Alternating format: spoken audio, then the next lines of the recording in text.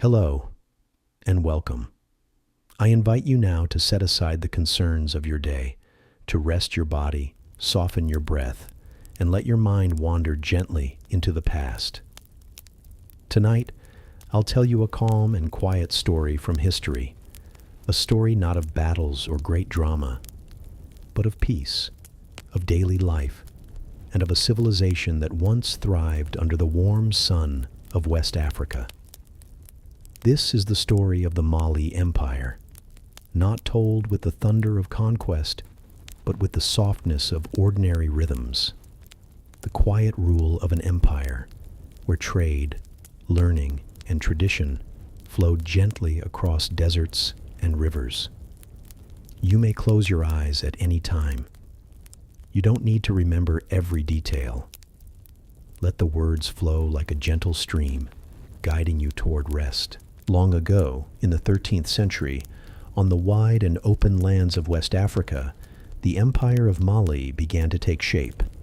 Its land stretched across great plains, over rivers that gleamed in the sunlight, and across deserts where caravans of camels moved slowly, carrying goods and quiet voices.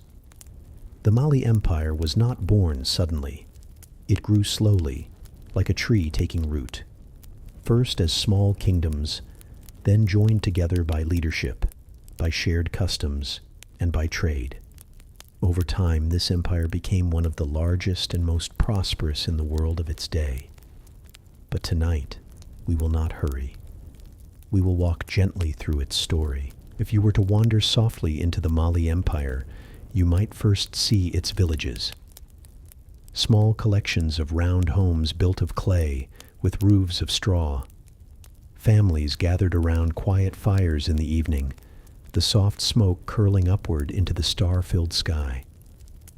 In the mornings, people would rise with the sun. Men and women tended to the fields, planting millet and sorghum, crops that had sustained generations.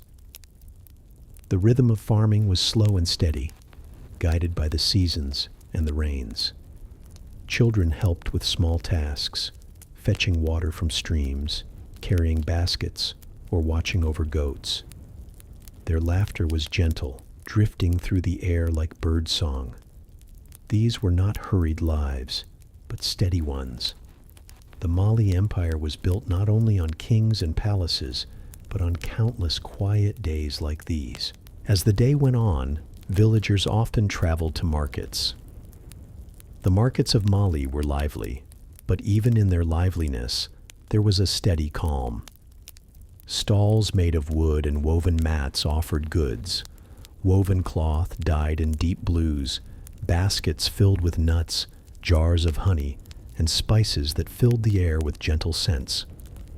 Traders came from far away. Across the Sahara, camels brought salt from the desert.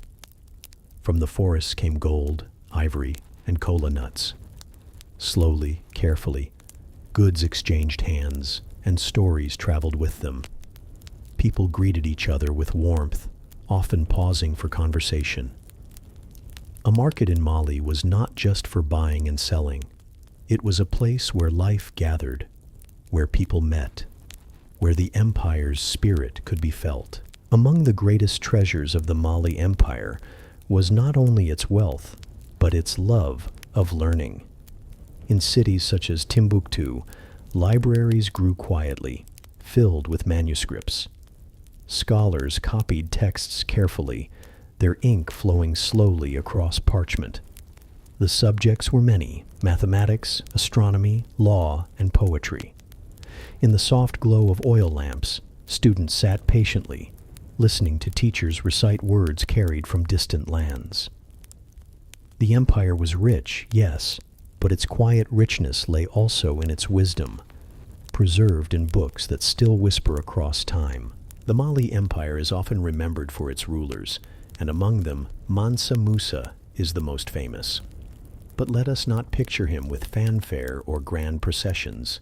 Instead, imagine him seated quietly in soft robes of woven cloth, speaking with advisors in measured tones. His wealth was vast, it is true. Gold flowed through his lands. Yet his rule was also marked by order, by stability, and by care for his people. Under his reign, cities grew, trade blossomed, and culture flourished. And though history often speaks of his grand pilgrimage across the desert, tonight we may simply rest with the thought of a ruler who watched gently over an empire, guiding it through calm and prosperous years. The Niger River flowed gently through the empire, a lifeline of water, fish, and fertile soil. Boats carved from single logs glided slowly along its surface, carrying people, goods, and stories from one town to the next. Travel in the Mali Empire was not rushed. Camel caravans moved at the pace of the desert. Boats drifted with the current. Travelers paused at night under the stars, fires glowing softly in the sands. The land itself shaped the rhythm of life, slow, steady, and enduring. At night, when the day's work was done, families gathered by firelight.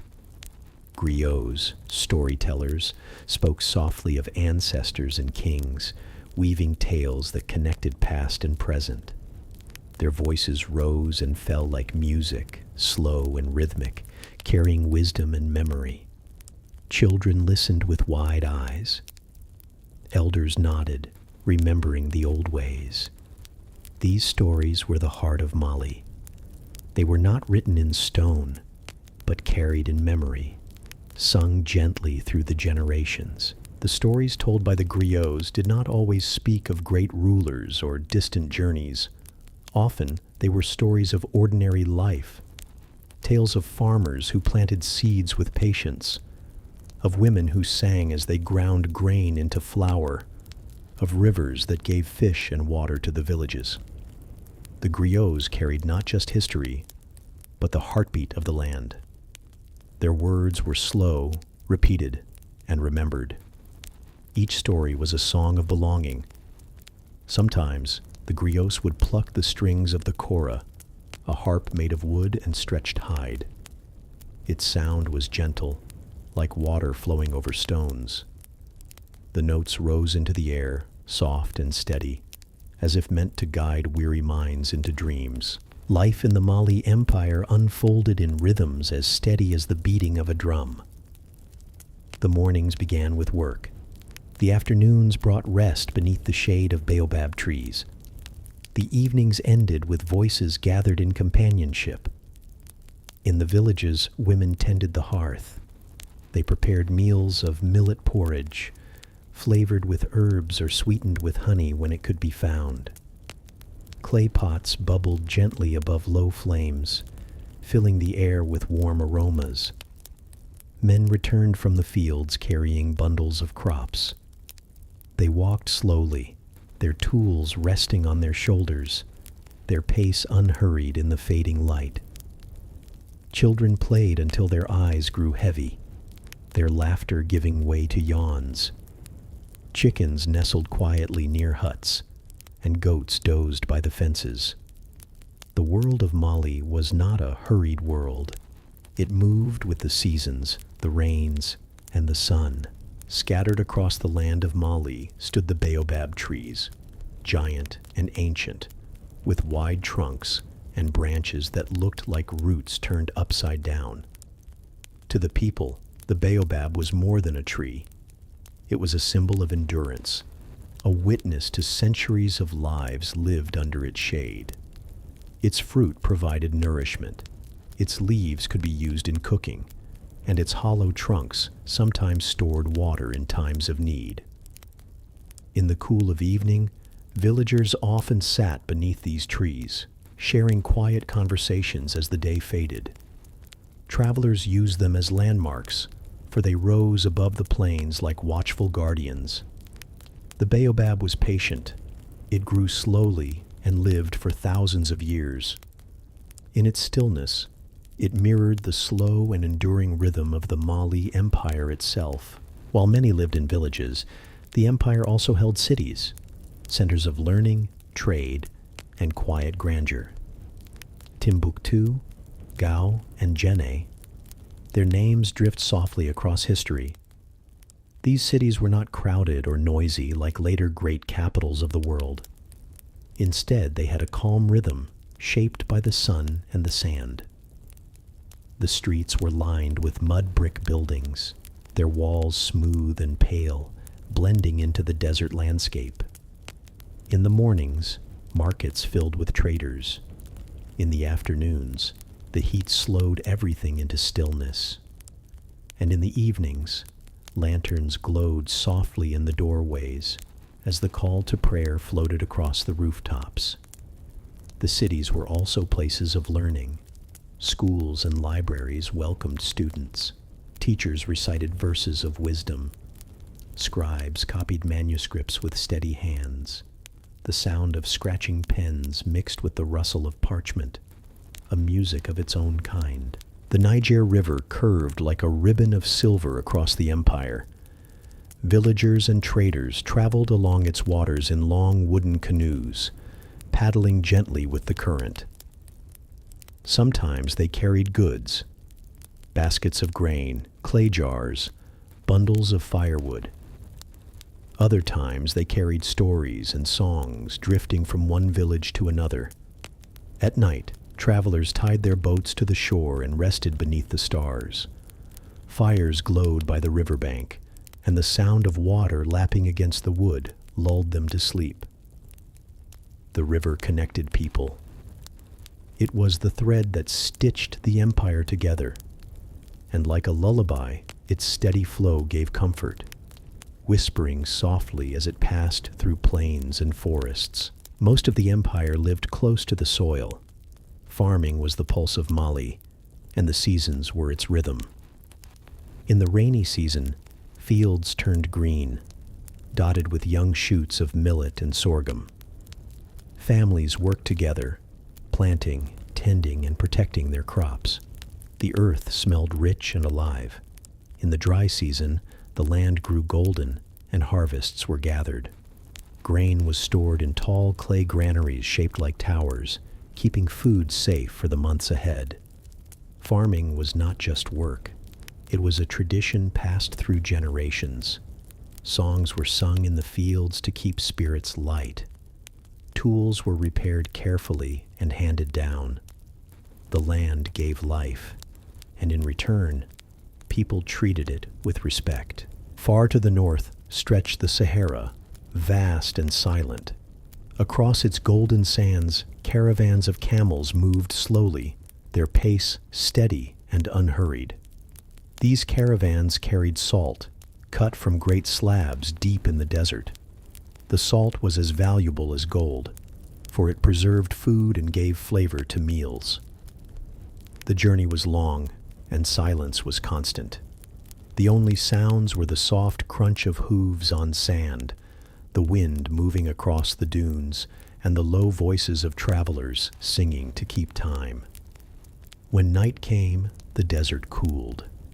Travelers built fires and gathered close, watching the stars shimmer above. The desert sky was endless, and under its vastness, the Mali Empire seemed both small and eternal. When the caravans stopped for the night, the desert seemed to breathe in silence. Fires glowed softly, their flames bending in the cool night breeze. Travelers rested on mats laid across the sand. They shared bowls of food, simple meals of grains, dried dates, and goat's milk. The camels were tied gently in a circle, their shadows swaying in the firelight. They chewed slowly, rumbling deep in their throats, their heavy eyes already drifting closed. Above, the stars stretched endlessly. The desert sky was so clear that one could see the Milky Way as a pale, silvery river across the heavens. For many travelers, the stars were not only beautiful, but a guide. The night sky was their map, their compass, their silent companion. Stories were exchanged in low voices, stories of distant cities, of families waiting at home, of fortunes found and lost in the sands. Yet in the stillness of the desert, even stories felt hushed, as if the dunes themselves listened. The caravans carried salt, but what they returned with was often gold. The lands of Mali were rich with it, flowing from rivers and hidden in the earth. Traders from across Africa and beyond came seeking it.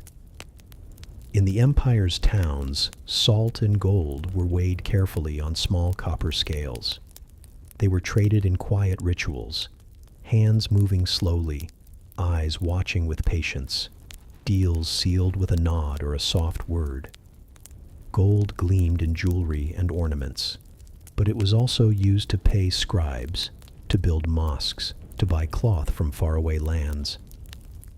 Salt, though simple, was valued just as dearly. It flavored food, it kept meat from spoiling, and it gave strength on long journeys. The empire was a meeting place of needs. Gold flowed one way, salt another, and with them came stories, languages, and ideas. Among the treasures of Mali were its cities, Timbuktu, Gao, Djenné, each a quiet jewel along the river and the desert paths. Their streets were not loud or hurried. Instead, life unfolded at a measured pace. Children carried water in clay jars, women spread fabrics to dry in the sun, and scholars walked slowly to the schools where they taught. Timbuktu in particular became known for its libraries.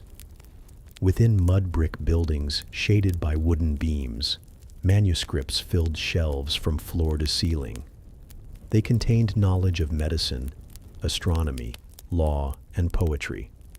Scholars copied them carefully, the scratch of their pens soft as whispers. To sit in these rooms was to feel time slow. The air was warm, the light filtered gently through latticed windows, and the voices of teachers rose and fell like a lullaby. The rulers of Mali, the Mansas, lived in palaces that were not built to tower above the people, but to sit among them. Walls of mud and clay blended with the color of the earth. Courtyards opened to the sky, shaded by woven canopies. The air smelled of incense and cool water. Mansa Musa, the most famous of them, is often remembered for his wealth. Yet beyond the tales of gold, he was also a ruler who valued order and learning. In his quiet palaces, advisors sat cross-legged on mats, discussing trade, justice, and the well-being of the people. There was ceremony, yes, but not constant noise. The court moved with grace, as calm as the steady flow of the river. The Niger River was the empire's lifeline. Its waters gave fish, nourished crops, and carried travelers across vast distances. Children played at its banks, splashing in the shallows. Fishermen paddled slowly in long canoes, casting nets that spread like silver wings before sinking below the surface. At dawn, mist rose gently from the river, veiling the water in a soft haze. At sunset, the river glowed golden, reflecting the sky like a mirror. Villages gathered along its edges, their huts clustered close to the source of life. In the evenings, families sat on the banks, watching the water slip quietly into the distance. The Niger did not hurry, and neither did the lives it sustained. Music flowed through the Mali Empire as gently as the river itself. The sound of drums marked the passing of time, slow beats at ceremonies, soft rhythms at night. The chorus sang with delicate strings, telling stories without words. Flutes carved from wood carried notes as light as birdsong. Music was not for great performances alone. It was woven into daily life. Farmers sang in the fields to keep their steps steady. Mothers hummed as they cradled children. Travelers carried melodies across the desert, sharing songs as gifts from one camp to another. It was said that music could heal, that it could bring peace to restless spirits. And so, in Mali, music was never hurried. It lingered, it soothed, it guided hearts toward calm. And so, the Mali Empire rests in memory, its palaces, its markets, its music, its fields, all have softened with time. Yet in the quiet of night we may still imagine them. The steady beat of drums under the stars, the gentle flow of the Niger River, the voices of griots rising and falling like waves. Let these images stay with you as you drift to sleep. There is no need to hold them tightly. They can fade softly, like the glow of a fire at the end of the night. The Mali Empire was once alive with calm and steady rhythms. And tonight, those rhythms are here to guide you into rest. Good night.